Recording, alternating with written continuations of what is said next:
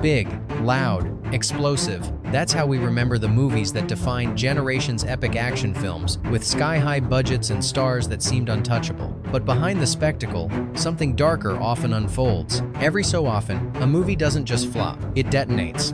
Studios gamble everything on a title, reputations, careers, and millions in investment. When those bets pay off, it's glory. But when they fail, they threaten to take down the entire house. Boardrooms go quiet, stock prices fall, layoffs follow, and the only thing more terrifying than a bad movie is a bad movie that costs a fortune. These are the projects that spiraled out of control. They were overhyped, overspent, and underestimated the dangers of their own ambition. The damage they caused didn't stop at bad reviews. Some erased entire studios. Others triggered mergers, lawsuits, or full-blown collapse. And yet, these stories remain mostly hidden because Hollywood doesn't like to talk about the films that almost ended it all. Today, we're cracking that silence wide open. From underwater epics to Martian misfires, this is a journey through the films that nearly shattered the industry from the inside. Because in an industry built on illusion, these were the moments when reality hit back. Here are 15 action movies that almost took down the studios that made them. And in some cases, they did. Fact has shown. Cutthroat Island, 1995. The final cannon shot of a dying empire. By the mid-90s, Carolco Pictures was running out of time and money. Once a powerhouse behind Terminator 2 and Basic Instinct, the studio had one last gamble, a grand pirate adventure called Cutthroat Island. With Geena Davis leading the charge and Rennie Harlin, her husband, directing, the studio envisioned a swashbuckling comeback. What they got was cinematic quicksand. The male lead was replaced mid-prep. The tropical sets were torn apart by storms. The budget sailed past $100 million, with no clear course for recovery. Harlin kept shooting, Davis kept sword fighting, but the ship was already sinking. When the film opened, it barely registered, just $10 million at the US box office. It wasn't just a bomb, it was a torpedo to the heart of the studio. Carolco filed for bankruptcy shortly after. Their legacy dissolved, and Cutthroat Island became the gold standard cautionary tale of what happens when a studio bets everything on the wrong wave. The ship may have sunk, but the ripples reached far beyond the screen. Fact hash 2, Heaven's Gate, 1980, the film that closed the gates for good. There's ambition, and then there's Heaven's Gate. After The Deer Hunter, Michael Cimino could do no wrong, or so United Artists believed. They handed him the reins, the budget, and the freedom to create a sweeping Western epic on his own terms. He took all of it, and then some. Cimino filmed obsessively. Scenes were shot dozens of times. Costs exploded from $11 million to over $44 million. Extras stood idle for days. Horses were dressed in costumes more lavish than the actors, and when the film was finally finished, it ran nearly 4 hours long. Critics tore it apart, audiences didn't show up, and the box office return couldn't even scratch the surface of what was spent. The result? United Artists, once a studio built by filmmakers, for filmmakers, was dismantled, sold, and absorbed. Heaven's Gate didn't just flop. It ended a studio that had once changed the game, and it proved that giving an artist full control sometimes comes at full cost. Fact hash 3, The 13th Warrior, 1999, Disney's Forgotten War. Some failures fade with time, others are buried intentionally. The 13th Warrior was meant to be a thrilling historical adventure, based on Michael Crichton's novel Eaters of the Dead. With Antonio Banderas in the lead and John McTiernan directing, the pieces seemed solid. Then the test screenings came back, and they were brutal. Disney panicked. McTiernan was pushed aside. Crichton returned this time behind the camera to reshoot major sections of the film. Titles changed. Scenes were scrapped. The budget surged to $160 million. But no amount of patchwork could stop the bleeding. With a muted marketing campaign and poor audience buzz, the film limped into theaters, grossing just $61 million worldwide. Disney absorbed the loss quietly. No press tours, no legacy branding, no special editions. In fact, they'd prefer you never mention it at all. Fact hash 4, Waterworld, 1995, a studio's deep dive into financial danger. They built an ocean, then nearly drowned in it. Universal's Waterworld was never supposed to be a risk. Kevin Costner was at the peak of his power. A dystopian world covered in water? A bold idea. But boldness quickly turned to recklessness. Filmed off the coast of Hawaii, the floating sets were massive and fragile. hurricanes battered production. Delays piled up. The director, Kevin Reynolds, clashed with Costner. The budget, once pegged at $100 million, swelled to $175 million, earning it an unwanted title, the most expensive film ever made. The press was merciless. The industry held its breath. When the film hit theaters, it didn't bomb completely, but it didn't make history either. US returns were underwhelming. International sales saved it from total collapse, but just barely. Waterworld didn't destroy Universal, but it came close enough to change how the studio approached every tentpole afterward. Sometimes, surviving is its own form of failure. Fact #5. John Carter, 2012. The franchise that imploded on arrival. You can't build a franchise if no one knows what they're watching. John Carter, based on Edgar Rice Burroughs' sci-fi classic, had all the ingredients of a cinematic universe: lavish worlds, heroic arcs, a lead actor with star potential, and a director, Andrew Stanton, fresh off Pixar glory. But translating animation instincts into live action proved more complicated than expected. Production delays, creative overhauls, and costly reshoots pushed the budget north of $250 million. The film's marketing? Confused at best. Disney dropped "of Mars" from the title, unintentionally erasing the one thing audiences might recognize. The result was a staggering failure. With a domestic haul of just $73 million, the film was written off almost instantly. Disney swallowed the loss, estimated around $200 million. Executives shifted, plans were scrapped. John Carter didn't just flop, it evaporated, and left nothing behind but regret. Fact #6. The Lone Ranger, 2013. When nostalgia became a liability, it was meant to be a throwback. Instead, it turned into an obituary. The Lone Ranger had all the pieces of a hit. Johnny Depp, a legendary character, the team behind Pirates of the Caribbean, and a studio with blockbuster ambitions. What it didn't have was restraint. The budget, originally under $150 million, spiraled to over $225 million after Verbinski insisted on building working trains and filming in the punishing American Southwest. Disney paused the production midway, alarmed. But when shooting resumed, costs quietly ballooned again. The film's tone wobbled from slapstick to violence. Depp's portrayal of Tonto raised cultural concerns. The final product confused critics and alienated audiences. It opened with a thud. Just $89 million in the US. Losses? North of $190 million. The franchise never stood a chance, and Disney quietly turned its back on westerns for good.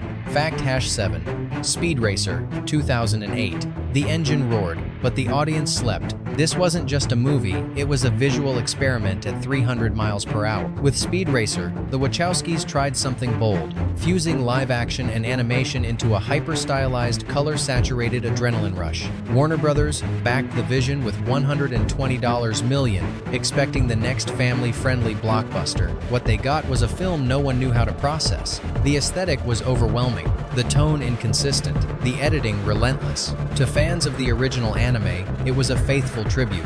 To general audiences, it was chaos. Even the trailers couldn't explain what the movie was. Opening weekend was a disaster. Box office momentum stalled instantly. The final global haul, just $93 million, couldn't touch profitability. In time, Speed Racer would be praised for its ambition, but in 2008, it was just a very expensive misfire that left executives speechless. Not every innovation finds its audience on time. Some have to wait years to be understood. Fact #8. Final Fantasy, The Spirits Within, 2001. When perfection lacked a soul? This wasn't science fiction. It was a tech demo in disguise. Square Pictures set out to revolutionize cinema with Final Fantasy. The Spirits Within, the first fully photorealistic CGI feature. The detail was stunning, the ambition enormous. With a $137 million budget, they believed they were crafting the future of storytelling. What they forgot was to give it life. Characters looked real, but moved like mannequins. The plot, though grand, felt hollow. Audiences admired the visuals, then forgot them. The movie grossed $85 million and disappeared. The damage, however, was permanent. Square Pictures shut down. The parent company's merger plans were delayed. Careers ended, and Hollywood shelved the dream of digital actors for another decade. In chasing perfection, they lost humanity, and no amount of pixels could bring it back. Fact #9. Mars Needs Moms, 2011. A movie Disney pretends never happened. What happens when cutting-edge technology meets the wrong story? Mars Needs Moms was a motion capture animated film meant to tug at heartstrings. Produced by Robert Zemeckis' Image Movers Digital, it told the tale of a boy trying to rescue his mother from aliens. The emotion was there, the technology was there, but the faces weren't right. The film fell deep into the uncanny valley. The characters looked nearly human, but not quite. Viewers were unsettled, kids were confused, and the emotional core never landed. Disney had spent $150 million. On opening weekend, it made $6.9 million. Final total?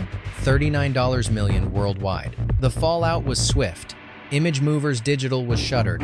No merchandising, no second chance, and Disney never spoke of it again. Some failures are cleaned up, others are buried so deep they might as well be on Mars. Fact Hasson Zero, The Adventures of Pluto Nash, 2002. The flop so loud it vanished quietly. Not all disasters make noise. Some are so bad, no one wants to talk about them. The Adventures of Pluto Nash was supposed to be a quirky sci-fi comedy with Eddie Murphy at the center. Instead, it became a case study in what happens when a film is released out of obligation, not faith. Shot in 2000 but delayed until 2002, the film was doomed before it reached theaters. Studio confidence was non-existent. Murphy refused to promote it. The jokes didn't land. The world it built was lifeless. And the price tag? A staggering $100 million. The box office was brutal. $7.1 million total worldwide. Warner Brothers yanked it from cinemas after 2 weeks. No press releases, no digital re-release. It was swept into the vaults and locked there. There was no outrage, no cult following, no revisionist praise. Just one of the quietest financial implosions ever recorded. The kind Hollywood hopes you'll forget. Fact Hassonon, Sahara, 2005. The treasure hunt that cost a fortune. It was supposed to launch a franchise. Instead, it launched investigations. Sahara, adapted from Clive Cussler's novel, looked like a sure thing. Matthew McConaughey, Penelope Cruz, exotic locations, action, humor, and a studio willing to spend over $160 million to make it happen. But behind the scenes, everything unraveled. Locations spanned continents. Scripts were rewritten mid-shoot. Money flowed unchecked bribes to foreign officials, ballooning expenses, extravagant logistics. And when the final product hit theaters, it performed decently but nowhere near enough to justify the cost. Total revenue? $119 million worldwide. Worse, lawsuits erupted between Cussler and the producers. Accusations flew. Courts got involved. The chaos lasted longer than the film's time in cinemas. No sequels, no second chances. Just one very expensive detour. Hollywood loves treasure hunts, but this one led straight into the red. Fact Hasson 2, Stealth, 2005. The future of war that nearly destroyed a studio. Sleek jets, AI villains. Big stars, big budget, and absolutely no connection with the audience. Sony's Stealth looked like a guaranteed hit.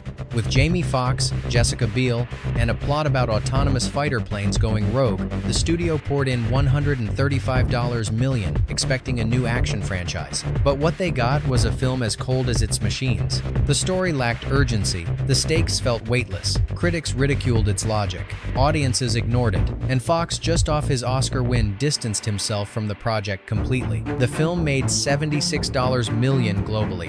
A disaster. Sony bled tens of millions. Plans for sequels were shelved, and Stealth quietly became a benchmark for what happens when high concept meets low payoff. The future of warfare? Maybe. The future of cinema? Not even close. Fact Hasson 3, 47 Ronin 2013. The cross-cultural gamble that lost everyone. Keanu Reeves. Samurai swords, CGI beasts. On paper, 47 Ronin had everything a global blockbuster needed. In reality, it had none of what audiences wanted. Universal tried to craft a fantasy epic blending Japanese mythology with Western star power, but cultural authenticity clashed with Hollywood spectacle. Director Carl Rinch lost control early. Reshoots reshaped the story, and Reeves' role, originally a supporting part, was inflated to please the Western market. The result? An identity crisis that cost over $225 million. Audiences in Japan were offended. Western viewers were indifferent. Critics were merciless. The film flopped with a dull thud, earning just $151 million worldwide. Universal took a massive loss, franchise plans evaporated. Lynch vanished from studio favor. 47. Ronan wanted to honor a legend. Instead, it became a lesson in how not to bridge cultures. FACT Hassan 4. The Alamo, 2004, where historical accuracy met financial catastrophe. Disney believed they were making their own Braveheart. Instead, they made a textbook example of what happens when prestige outpaces audience interest. The Alamo was gritty, slow-burning, and unflinchingly serious qualities that didn't match its $107 million budget or the studio's blockbuster expectations. Originally planned with Ron Howard and Russell Crowe, the project shifted directions, ending in the hands of John Lee Hancock and a less commercial vision. Released with little fanfare, the film earned only $25 million in the US. Foreign markets offered no lifeline. Disney took a $146 million hit, shelved similar historical projects, and moved back towards safer terrain: animation, superheroes, fantasy. The Alamo tried to be honest, but honesty rarely sells in Hollywood. Fact Hassan 5. Battlefield Earth, 2000, the catastrophe that burned more than just reels. Some films are bad. This one triggered a full-scale meltdown. Battlefield Earth, driven by John Travolta's passion for Scientology founder L. Ron Hubbard's work, was doomed from inception. The story was convoluted, the visuals cartoonish, the camera angles tilted like a sinking ship. It wasn't just a bad movie, it was a surreal one. But the real damage was financial. Franchise Pictures, the studio behind it, was later exposed for cooking its books, falsely inflating budgets to defraud investors. The actual cost: over $75 million. Box office: $29 million. Lawsuits followed. Franchise collapsed. Travolta's star faded. The sci-fi project meant to spark a franchise instead became a cinematic punchline. Battlefield Earth didn't just fail, it destroyed the house that built it. Bonus fact: Supernova, 2000, a movie with too many fathers and no soul. There are failed films, and then there are films so fractured, no one claims to be its creator. Supernova started as a modest sci-fi thriller, an interstellar rescue mission gone horribly wrong. MGM hoped for a sleek genre entry, but the project quickly drifted into deep space. Director Walter Hill quit during post-production after clashing with the studio. Jack Shoulder was brought in to salvage the cut.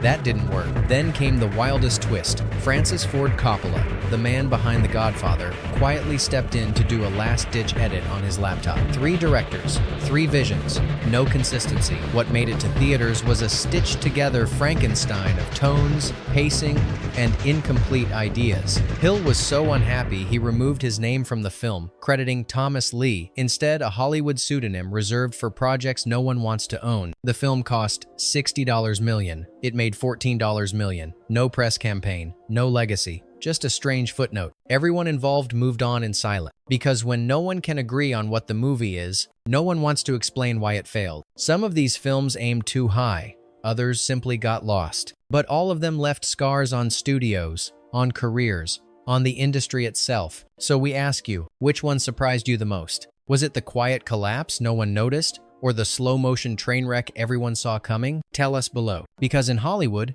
failure isn't rare. What's rare is when the people in power admit it ever happened.